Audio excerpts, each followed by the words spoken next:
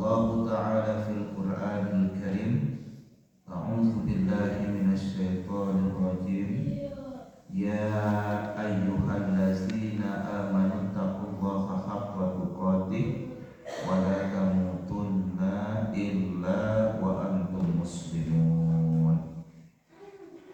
Segala puji mutlak bagi Allah Subhanahu wa Ta'ala yang telah menganugerahkan berbagai macam kenikmatan kepada kita semua, yang jika kenikmatan itu kita hitung satu persatu, tentu kita tidak akan pernah dapat menghitungnya. Di antara sekian banyak kenikmatan yang Allah berikan kepada kita, yang paling besar dan paling harus kita syukuri adalah nikmat iman dan Islam, nikmat kita menjadi seorang mukmin, nikmat kita menjadi seorang muslim. Salawat dan salam semoga senantiasa terlimpah curah kepada manusia teragung sepanjang masa, yakni Rasulullah Muhammad sallallahu alaihi wasallam beserta keluarga, para sahabat pengikutnya, para pencinta pembela agama Islam, para ansarullah, para penolong-penolong Allah, para ansarus syariah, para penegak-penegak pejuang syariat Islam, yang tentu kita semua termasuk salah satu di dalamnya. Amin ya rabbal alamin. Bapak-bapak, ibu-ibu, saudara-saudari sekalian, bagaimana? Alhamdulillah masih sehat dan semangat untuk iktikaf? Alhamdulillahirabbil alamin. Alhamdulillah, pada malam hari ini kita telah memasuki malam ketiga ya. Ini adalah malam ke-23. Tentu ini termasuk kepada malam ganjil, di mana malam ganjil itu salah satu indikator turunnya Lailatul Qadar, di mana Rasulullah menyampaikan bahwa Lailatul Qadar itu ada di malam ganjil pada 10 hari terakhir di bulan Ramadan.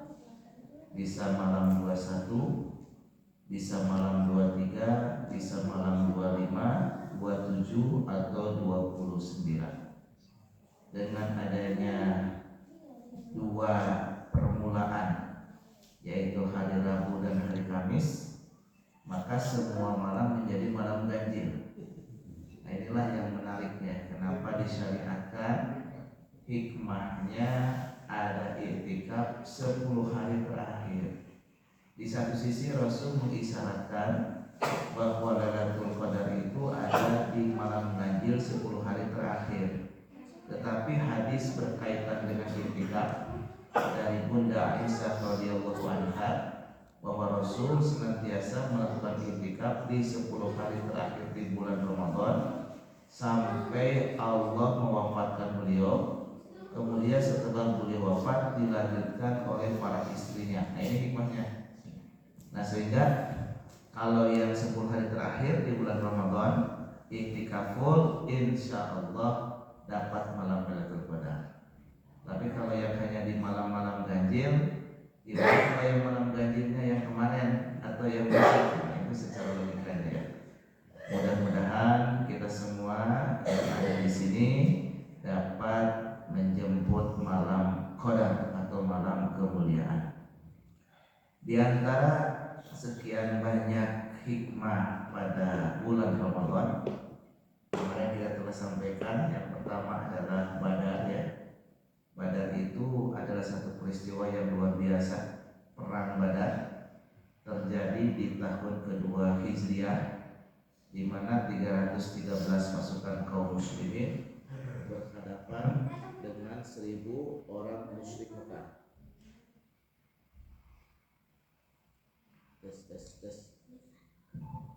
Tes satu dulu. Tes.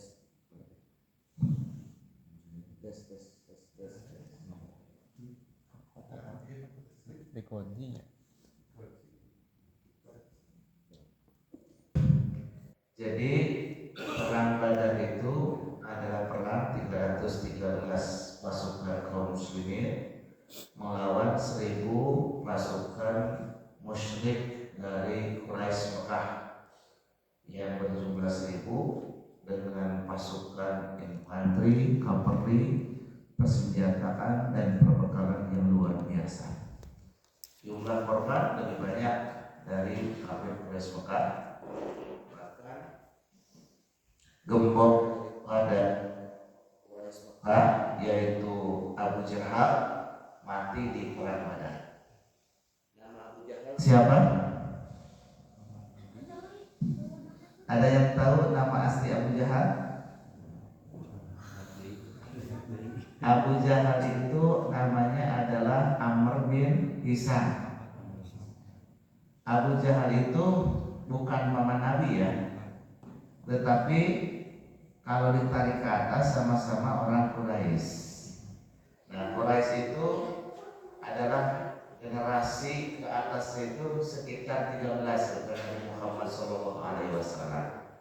Jadi Rasulullah itu Muhammad bin Abdullah bin Abdul Muttalib bin Hashim bin Abdi Manaf. Nah, bersamanya nanti ada bin Fihar. Nah, Fihar itu nama kabilah yang kemudian menjadi nama Quraisy. Nah, kalau Abu Jahal itu dari Bani Mahjub. Kalau Rasulullah disebutnya Bani Hashim. Nah, jadi pemimpin Quraisy itu adalah Abu Jahal. Namanya Amr bin Hisam. Jahal itu jahlun. Jahlun itu apa artinya? Bodoh. Tahu bodoh? Bodoh. Nah, bodoh di sini bukan bodoh tidak bisa baca tulis. Bodoh di sini bukan dia kemudian tidak punya kemampuan dari sisi intelektual, tidak. Justru Amr bin Hisam itu orang yang sangat potensial, di mana pada waktu itu ada balai pertemuan atau tempat musyawarah namanya Darun Nadwah. Nah, di Darun Nadwah itu orang yang bisa menjadi anggotanya minimal usianya 40 tahun. Abu Jahal atau Amr bin Hisam pada waktu itu usianya belum 40 tahun, tetapi sudah menjadi anggota Darun Nadwah. Cuman bedanya Amr bin Hisam dengan wakil presiden ibu-ibu, kalau wakil presiden itu di-upgrade dengan direkayasa di Mahkamah Konstitusi. Kalau ini enggak, memang Amr bin Hisam itu punya kemampuan dari sisi retorika, dari sisi kemampuan berdiskusi, dari pemikiran gagasannya. Makanya orang Quraisy itu menyebut Amr bin Hisam itu adalah Abul Hakam. Nah, Abul Hakam itu orang yang dianggap paham hukum, orang yang bijaksana, orang yang cakap gitu ya. Nah, ini punya kemampuan di atas rata-rata. Jadi meskipun usianya belum 40 tahun, 30-an, tetapi sudah menjadi anggota Darun Nadwah. Jadi orang Quraisy Mekah menyebut Amr bin Hisam itu adalah Abul Hakam. Tetapi karena permusuhannya yang begitu luar biasa kepada Islam, intelektualnya yang di atas rata-rata, retorikanya yang bagus, kemampuan diplomasinya yang luar biasa, tidak menjadikan dia menerima Islam atau dia gengsi atau dia tidak menerima Islam, bahkan memusuhi Islam. Makanya oleh Rasulullah Muhammad disebut sebagai Abu Jahal. Nah, orang yang intelektual, orang yang punya kemampuan di atas rata-rata, ketika tidak menerima Islam, bahkan memusuhi Islam, disebut Abu Jahal. Apalagi kalau yang menolak itu orang yang punya keterbatasan intelektual, apalagi yang bisa disebutkan. Ini yang menarik ya. Makanya pantas tepat sekali ketika ungkapan kita harus bersyukur kepada Allah yang telah dianugerahi berbagai macam kenikmatan, terutama nikmat iman dan Islam. lebih baik seseorang itu lulusan SD, sekolah dasar, tapi beriman kepada Allah Subhanahu wa taala, daripada S3 tapi tidak beriman gitu. Jadi sepinter apapun orang dalam pandangan manusia, meskipun kuliahnya S1, S2, S3 summa cum laude, tapi tidak menerima ajaran Islam, dalam pandangan Islam itu adalah Abu Jahal, orang yang bodoh. Tapi kalau dia menerima taufik dan hidayah kemudian menjadi seorang muslim, itu adalah orang yang cerdas. Jadi orang yang cerdas itu yang paling utama adalah orang yang dapat memikirkan, orang yang bisa berpikir bagaimana kalau dia pulang kemana? Pulang ke negeri akhirat, sehingga dia selamat bukan hanya di dunia tapi di akhirat. Oleh karena itu, untuk menyelamatkan dunia dan akhiratnya, maka seseorang itu mesti harus menjadi muslim. Jadi kalau orang ingin selamat dunia dan akhirat, kuncinya apa? Jadi muslim. Islam itu adalah agama yang menyelamatkan. Kan kalau ditasrif, Islam itu aslama yuslimu islaman, muslimun.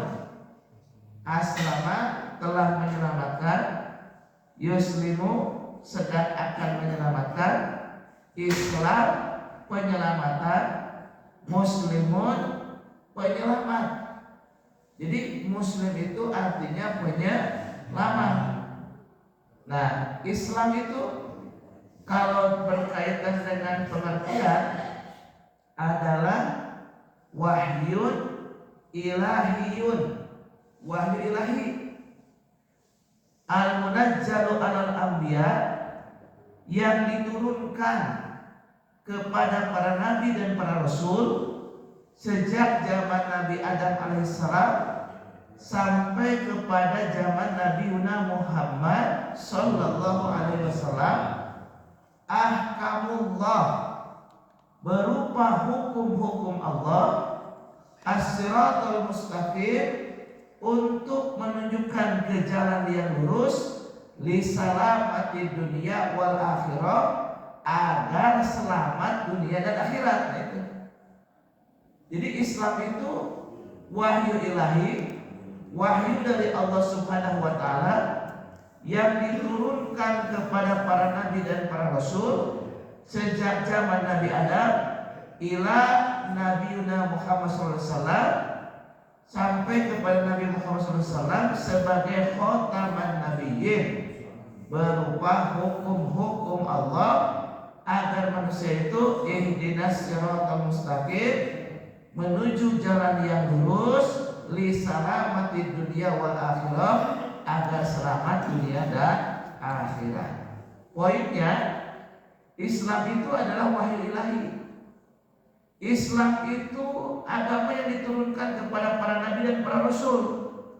Jadi Nabi Adam agamanya apa? Islam. Nabi Idris Islam. Nabi Nuh Islam. Nabi Ibrahim Islam. Nabi Musa Islam. Nabi Isa, Nabi Muhammad sallallahu alaihi wasallam adalah Islam. Nah, oleh karena itu maka Allah Subhanahu wa taala menegaskan Islam itu inna dina indallah Islam. Inna dina, sesungguhnya agama, indallah, di sisi Allah, al-Islam, hanyalah Islam. Jadi agama yang benar itu adalah agama Islam. Di luar agama Islam benar salah? Salah. Kalau ada yang berpendapat begini, semua agama benar, yang paling benar Islam, benar salah? Ibu-ibu, kalau ada yang mengatakan semua agama benar, yang paling benar itu Islam, benar salah? Salah. Semua agama di luar Islam salah. Yang benar itu hanya Islam. Itu kuncinya. Jangan sekali-kali punya anggapan semua agama itu benar. Enggak. Yang benar itu hanya Islam. Inna dina teh Ayat itu surah apa? Ali Imran. Ayat berapa? 19. Coba buka dulu. Coba. Nih, tes. Surah Ali Imran itu surah keseberapa, Bu? Surah ketiga. Coba ayat 19.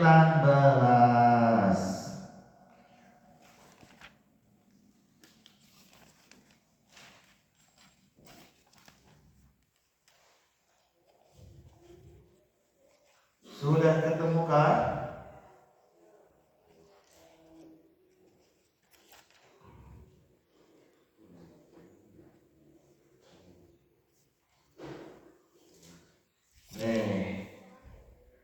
Allah Subhanahu wa taala berfirman, "Inna dina indallahil Islam." Inna teh harap apa, Bu? Harap taukid. Artinya sesungguhnya. Nah, ad-dina teh ada alif lam. Asal nama dinan. Dinan teh din teh secara bahasa Indonesia mah diterjemahkan agama, sebetulnya tidak terlalu mewakili, tapi untuk mudah dipahami agama, karena din itu tidak sebatas agama dalam pengertian agama bahasa Sanskerta ya. Din itu kepada sistem sebetulnya. Nah, tetapi kalau diterjemahkan sebagai agama dalam bahasa Arab itu ada umum, ada khusus. Umum namanya kalimat apa? Halo? Ibu-ibu? Umum kalimat apa? Nakiro. Kalau umum nakiro, kalau khusus atau sudah dikenal namanya apa? Ma'rifah. Nah, kalau nakiro itu umum, dinan, agama saja. Tapi kalau ada alif lam itu tertentu, ma'rifah. Contohnya baitun, rumah. Baitun teh ya. Apa yang dimaksud dengan rumah? Rumah adalah sebuah bangunan yang terdiri daripada ada pondasi, ada tiang, ada benteng, ada atap, ada pintu, itulah rumah. Tapi kalau kita membicarakan rumah tertentu, maka itu menjadi ma'rifah. Misalkan al-baitu qaribun, rumah itu dekat. Berarti kita mengatakan rumah itu dekat, kita sedang membicarakan rumah tertentu. Kita tahu di mana posisi rumah itu, kan begitu ya? Al-baitu ba'idun, rumah itu jauh. Kita mengatakan rumah itu jauh, berarti kita tahu di mana posisi rumah tersebut. Berarti kita sedang membicarakan rumah tertentu. Itulah yang disebut dengan ma'rifah. Nah, itu juga salah. Inna dina pakai alif lam. Sesungguhnya agama. Nah, agama di sisi yang tertentu. Indallah di sisi Islam, di sisi Allah.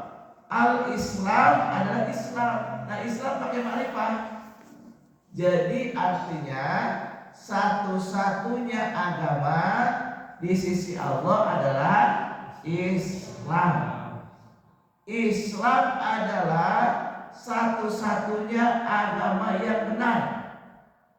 Islam adalah satu-satunya agama yang diridhai oleh Allah Subhanahu wa taala. Ada banyak penamaan dalam Islam. Pertama, Dinul Islam, agama Islam. Ada lagi nggak nama lain? Islam teh dinullah, agama Allah. Halo ibu-ibu, Islam teh namanya ada dinullah. Dalam surat apa itu dinullah? Benarkah Islam itu satu-satunya agama Allah? Dalam surat apa? Halo? Ini ibu-ibu masih on? Dalam surat apa itu dinullah? Dalam surah An-Nasr Surah apa An-Nasr? Coba lihat surah An-Nasr surat keberapa? Surah ke-111. 11 bukan 110. 110. Coba baca, Bu. Nih, perhatikan ya. Idza jaa nasrullahi wal fath wa ra'aitan nasa yadkhuluna fi dinillah. Tak asal nama dinullah, tapi karena ada fi harfu jarin, jadi fi dinillah. Dalam surah An-Nasr, surah yang ke-110, nama lain daripada Islam adalah dinullah. Jadi ada dinullah, ada lagi surah Al-Quran sebagai dinul Islam, ada lagi apa lagi Islam teh? Sebagai dinul haq, agama satu-satunya yang hak. Wallazi arsala rasulahu bil huda wa dinil haq liyudhhirahu ala dini kulli walau karihal musyrikun, atau wakafa billahi syahida. Jadi Islam adalah agama satu-satunya agama Allah. Islam teh tes gimana kabarnya?